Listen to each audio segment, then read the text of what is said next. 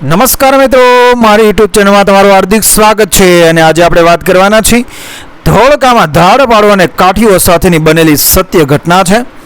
આશરે 18મી સદી મધ્યે તપતી હતી એ સમયે ધોળકા પરગણાનું ચલોડા ગામ એટલે જાણે લક્ષ્મીજીનું સરનામું. ગામના પાદરે આવેલા ઘેઘર વડલાની શીતળ છાયામાં રોજ વણઝારાની એ પોઠો ઉતરી પડતી. અમદાવાદથી આવેલી કસબી એટલસ, ઝગમગતું ઝરીકામ, પાટણના પટોળા, કિંમતી હીરા માણેકના દાગીના અને અનાજની ગુણોની લેવેચ થતી. વેપાર એટલો ધમધોકાર ચાલતો કે ચલોડા આજુબાજુના પંથક માટે આર્થિક કેન્દ્ર બની ગયું હતું. સીમમાં નજર કરો તો મોલાથી હિલોળા લેતી હોય. ખેડૂતોના ખળામાં એ ધાનના ડુંગરા ભરાતા અને માલધારીઓના નેહડામાં ઘી દૂધની નદીઓ વહેતી. પ્રજા સર્વ વાતે સુખી હતી. પણ વિધાતાએ સુખના આકાશમાં એક કાળી ડિબાંગ વાદળી પણ મૂકી હતી. ધાડપાડું કાઠીઓનો ત્રાસ. બરાબર બપોરે કે સંધ્યાકાળ ગામને પાદરે બંદૂકનો એક ઘોડાકો થતો અને લોકોના કાળજા ધ્રુજી ઉઠતા. કાઠીઓ ઘોડા દોડાવતા આવતા. બંદૂકની અણીએ આખા ગામની આબરૂ અને કમાણી લૂંટી લેતા. જે આડો ફાટે એના માથા ધરથી અલગ થઈ જતા. આ રોજનું લોહિયાળ નાટક બની ગયું હતું. બિચારી રાંકડી રૈયત ક્યાં સુધી સહન કરે? એક સાંજે ગામના ચોરામાં બુંગ્યો એટલે કે યુદ્ધનું નગારો વાગ્યું. આંખો ચલોડા એકઠું થયું. ગામના મુખ્ય ધ્રુજતા અવાજે પ્રસ્તાવ મૂક્યો કે ભાઈઓ, આ રોજના મોતના ઓછાયામાંથી બચવું હોય તો આપણે ગામની રક્ષા માટે રખેવાળ રાખવા પડશે. કાઠીઓ સામે લોહી રેડવા કોણ તૈયાર છે? સભામાં પિન ડ્રોપ સાયલન્સ થઈ ગયું.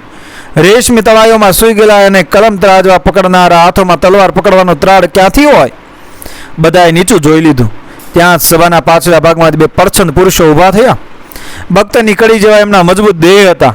આંખોમાં જુવાનીનો કસુંબલ રંગ લહેરાતો હતો અને નસોમાં શૌર્યનું લોહી ઉકળતું હતું. આ બે ભાઈઓ એટલે વીરજી ઝાંપડો અને ડોસલ ઝાંપડો.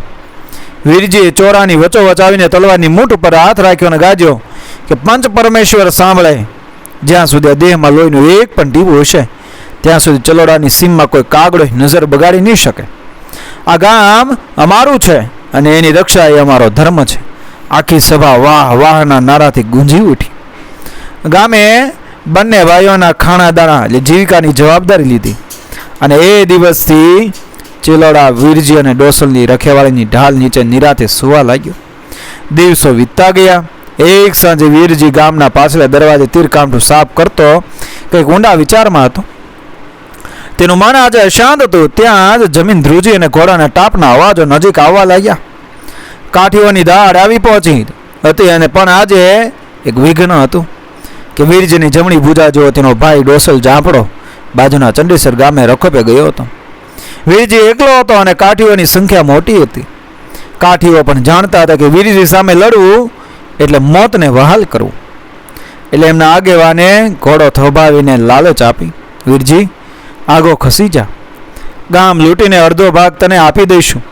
તારો ભાઈ પણ આજે સાથે નથી, તું એકલો શું કરીશ? ખમીરવંતા વીરજીએ મૂછ પર વળ દીધો.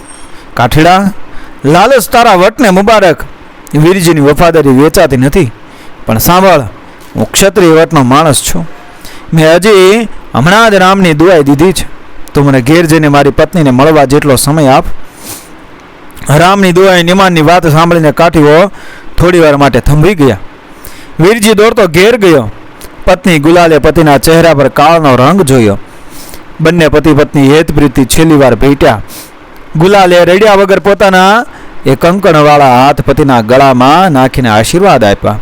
નાથ ઝઝુમજો, આ ધરતી તમારી વફાદારીને ક્યારેય નહીં ભૂલે. ગામની કુળદેવી ખોડિયારની ચરણરજ માથે ચડાવીને વીરજી સિંહની જેમ પાછો ફર્યો અને ત્રાડ નાખી, કાઠડાઓ હવે માટી થાજો. અને બંદૂકોના ભડાકા થયા. તીરો હવામાં સનન કરતા છૂટ્યા. એકલો વીરજી 20 માણસો પર ભારે પડી રહ્યો હતો. તેનું આખું શરીર લોહી લુહાણ થઈ ગયું હતું. છતાં એ બંકો રણયોદ્ધામાં પાછો ન હટ્યો.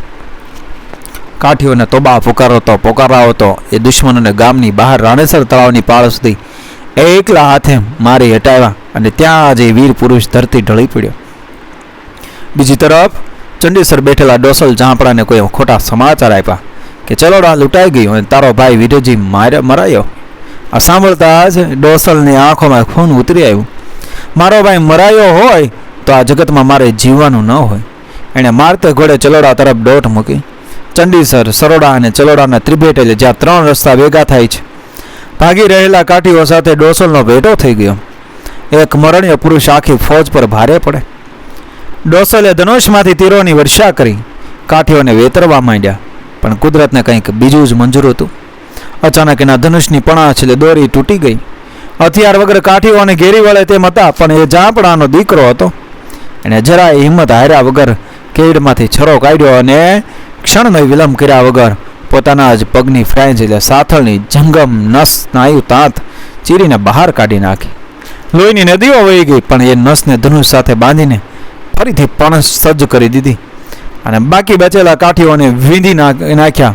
યુદ્ધ પૂરું થયું, વિજય મળ્યો, પણ ભાઈ વગરનો આ વિજય ડોસલ માટે રાખ સમાન હતો. એ શિમળાના વૃક્ષને અડેલીને બેઠો. ભાઈના મરણના શોકમાં એણે પોતાની જ તલવાર પેટમાં હોલવીને દેહનો અંત આણ્યો. મૃત્યુના ચક્ર અહીં જ ન અટક્યો. ઇતિહાસમાં ઘટનાને સૌથી વધુ હૃદયસ્પર્શી બનાવે છે તેના પછી બનેલી સામૂહિક એ બલિદાનની પરંપરા. મિત્રો, કે વીરજીનો અંત, કાઠીઓ ભાગી ગયા પછી વીરજી હજી જીવતો હતો. જ્યારે તેને સમાચાર મળે કે તેનો વાલો ભાઈ ડોસલ તેના મરણની અફવા સાંભળીને શહીદ થઈ ગયો છે, ત્યારે બંધુ વીર સહી ન શકવાને કારણે વીરજીએ રાણેસર તળાવની અંદર આવેલી વાવમાં કૂદીને પોતાના પ્રાણ તેજી દીધા. મેં તો કાલુમિયાની દોસ્તી કેવી હતી કે ગામનો મુસ્લિમ હવાલદાર કાલુમિયા બંને ભાઈઓને જીવન જાન દોસ્ત હતો. જ્યારે એને જોયું કે એના લંગોટિયા યાર આ દુનિયા છોડી ગયા, ત્યારે એને રાડ નાખી કે દોસ્તો, વગરની જિંદગી પર ધૂળ છે. એણે પણ ગામના ચોરા વચ્ચે જ આપઘાત કરી અને મિત્રતાની પરાકાષ્ઠા સર્જી. સતી ગુલાલ અને અણજમીનું બાળક વીરજીના વતની ગુલાલ સુધી જ્યારે આ કાળમુખા સમાચાર પહોંચ્યા, ત્યારે એને પળનો વિચાર કર્યા વગર પતિ પાછળ સતી થવાનો નિર્ણય કર્યો. એણે પેટમાં કટારી મારી, પણ કુદરતની અકળ લીલા જો ગુલાલ બે જીવવાળી એટલે ગર્ભવતી. કટારી વાગતા જ એના પેટમાંથી ગર્ભ ઉછળીને દામણવા થોડે દૂર જઈને પડ્યો અને બાળક જીવી ગયું. તેણે ઝાપડા વંશના દીવાને આગળ ધપાયો. આજે શતાબ્દીઓ વીતી ગઈ હોવા છતાં ચલોડાની ધરતી પર એ 5 આત્માઓની અમર કીર્તિ સુગંધ બનીને મહેકે છે. રાણેસર તળાવના કિનારે સિંદૂરથી પ્રજાતી વીરજીની ખાંભી આજે પણ લોકોને નમી જવા મજબૂર કરે છે. ચલોડા, ચંડીસર ને સરોડાના ત્રિભેટે આવેલું એ ડોસલનું દેવળેના અદ્ભુત ક્ષત્રિય વટની સાક્ષી પૂરે છે. ચલોડાના ચોરામાં આવેલી કાલુમિયાની કબર હિન્દુ મુસ્લિમ એકતા અને સાચી ભાઈબંધીનું પવિત્ર પ્રતીક બનીને ઊભી છે.